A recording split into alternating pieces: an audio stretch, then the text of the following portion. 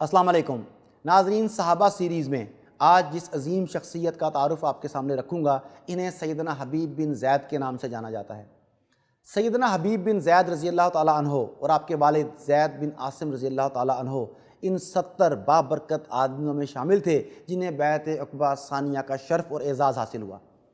آپ کی والدہ سیدہ نصیبہ بنت کعب یعنی ام عمارہ مشہور صحابیہ اور اس بیعت میں موجود تھیں۔ یعنی سیدنا حبیب بن زید ایسے مسلمان تھے کہ ایمان جن کے رگ و پے میں اترا ہوا تھا۔ آپ نے ہجرت مدینہ کے بعد رسول اللہ صلی اللہ علیہ وآلہ وسلم کی قربت میں اس طرح زندگی گزاری کہ کسی غزوے میں شرکت اور کسی فرض کی ادائیگی سے کبھی پیچھے نہ رہے۔ اس دور میں ایک روز ایسا بھی آیا کہ آپ نے جنوبی جزیرہ عرب میں 2 سر پھرے جھوٹوں کو دیکھا جو نبوت کا دعویٰ کرتے تھے اور لوگوں کو گمراہی کی طرف لے جا رہے تھے۔ ان میں سے ایک صنام نمودار ہوا جس کا نام اسود بن کعب انسی تھا، اور دوسرا یمامہ میں منظر عام پر آیا جس کا نام مسیلمہ کذاب تھا۔ ان دونوں کذابوں نے اپنے اپنے قبیلوں میں لوگوں کو ان مسلمانوں کے خلاف اکسانا اور بھڑکانا شروع کر دیا جنہوں نے اللہ اور اس کے رسول صلی اللہ علیہ وآلہ وسلم کی دعوت پر لبیک کہا تھا۔ انہوں نے لوگوں کو یہ کہہ کر ورگلانا شروع کیا کہ وہ ان علاقوں میں محمد رسول اللہ صلی اللہ علیہ وآلہ وسلم کے نمائندے ہیں، بلکہ پھر اس سے بھی آگے بڑھ گئے اور خود نبوت کے دعوے دار بن بیٹھے اور زمین کو فساد اور گمراہی سے بھرنے لگے۔ اچانک ایک روز مسیلمہ کی طرف سے بھیجا ہوا ایک نمائندہ رسول اللہ صلی اللہ علیہ وآلہ وسلم کے پاس آیا اور مسیلمہ کا خط لایا جس میں مسیلمہ نے رسول اللہ صلی اللہ علیہ وآلہ وسلم کو مخاطب کیا تھا۔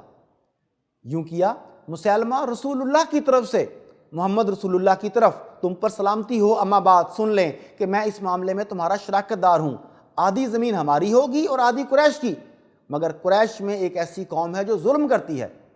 رسول اللہ صلی اللہ علیہ وآلہ وسلم نے مسیلمہ کے خط کا جواب ان الفاظ میں املا کروایا: بسم اللہ الرحمن الرحیم، محمد رسول اللہ کی طرف سے مسیلمہ کذاب کی طرف۔ اسلام اسی شخص کے لیے ہے جو ہدایت کی پیروی اختیار کر لے۔ اما بعد سن لو کہ زمین تو اللہ تعالیٰ کی ہے، وہ اپنے بندوں میں سے جسے چاہتا ہے اس کا وارث بنا دیتا ہے، لیکن اچھا انجام ڈر جانے والوں کا ہی ہوگا۔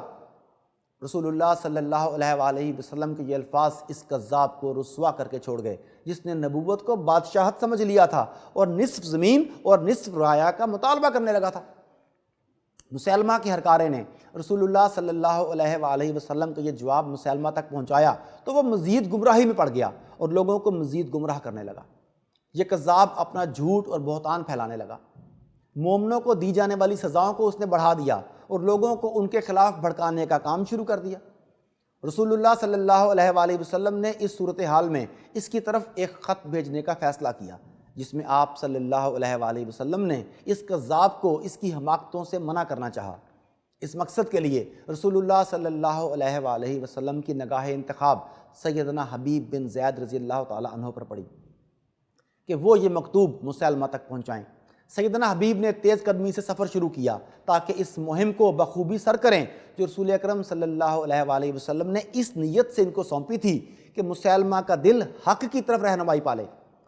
سیدنا حبیب بن زید نے مطلوبہ مقام پر پہنچ کر خط مسیلمہ کے حوالے کر دیا۔ مسیلمہ کذاب نے خط کھولا تو خط پڑھ کر غصے سے پاگل ہو گیا اور غرور اور ضلالت میں مزید بڑھ گیا۔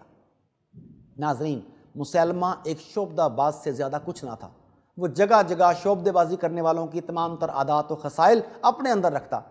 اس طرح اس میں کوئی مروت تھی نہ عرب نسلیت اور نہ کوئی آدمیت جو اس کو اس پیغام رساں کے قتل سے باز رکھتی جس کا عرب احترام کرتے تھے اور مقدس جانتے تھے۔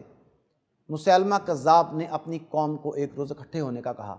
پھر رسول اللہ صلی اللہ علیہ وآلہ وسلم کے پیغام رساں جناب سیدنا حبیب بن زید رضی اللہ تعالیٰ عنہ کو لایا گیا جن کے اوپر تشدد کے آثار نمایاں تھے جو مجرموں نے ان کے اوپر توڑے تھے۔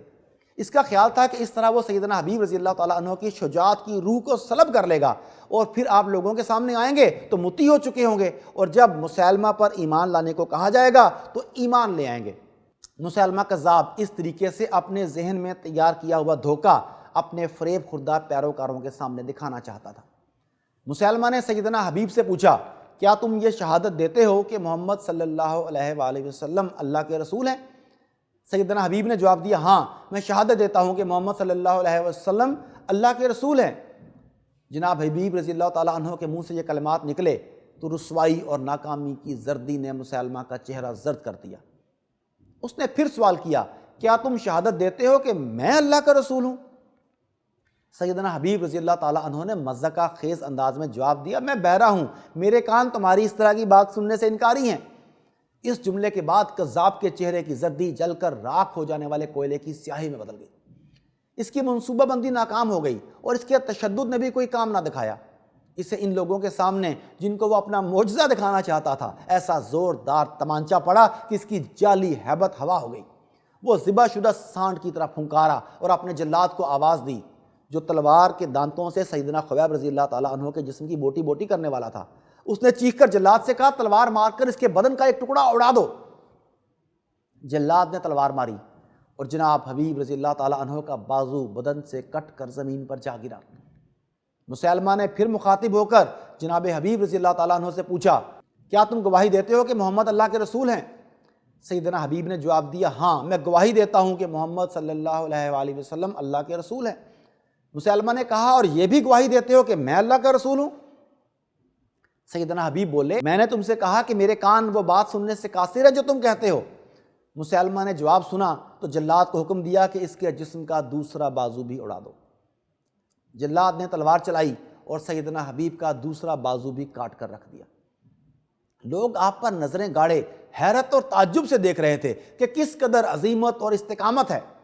مسلمہ مسلسل اسی طرح سوال کرتا رہا اور جلاد آپ کے بدن کی بوٹیاں اڑاتا رہا۔ آپ مسلسل یہی جواب دیتے رہے کہ میں گواہی دیتا ہوں کہ محمد صلی اللہ علیہ وآلہ وسلم اللہ کے رسول ہیں۔ اس مسلسل عمل سے آپ کے بدن کا آدھا حصہ کٹ کر ٹکڑوں کی صورت میں زمین پر بکھرا پڑا تھا اور آدھا دھڑ باقی رہ گیا تھا۔ بالآخر آپ کی پاکیزہ اور عظیم روح پرواز کر گئی، مگر زبان پر ختم نبوت زندہ باد کا ورد جاری تھا۔ اگر سیدنا حبیب رضی اللہ تعالیٰ عنہ جان بچانے کی خاطر دل سے ایمان پر قائم رہتے ہوئے مسلمہ کذاب کی ہم نوائی کر بھی لیتے تو ان کے ایمان میں کوئی نقص واقع نہ ہوتا اور نہ ہی ان کے اسلام کو نقصان پہنچتا، کیونکہ حالات ایسے تھے۔ مگر یہ شخص جو اپنے والد والدہ بھائی اور خالہ کے ہمراہ بیعت عقبہ میں حاضر ہوا تھا، جس نے ان مبارک اور فیصلہ کن لمحات سے ہی اپنی بیعت اور بے نقص ایمان کامل کی ذمہ داری اٹھا رکھی تھی، اس نے اپنے لیے یہ جائز نہیں رکھا کہ وہ زندگی کو اہم سمجھ کر اس کو بچانے کی راہ اختیار کرتا۔ لہٰذا ان کے پیش نظر یہ بات نہیں تھی کہ وہ اس موقع سے فائدہ اٹھاتے ہوئے زندگی کو بچا لیتے۔ ادھر اللہ کے رسول صلی اللہ علیہ وآلہ وسلم کو اپنے معزز پیغام رساں کی شہادت کا علم ہوا۔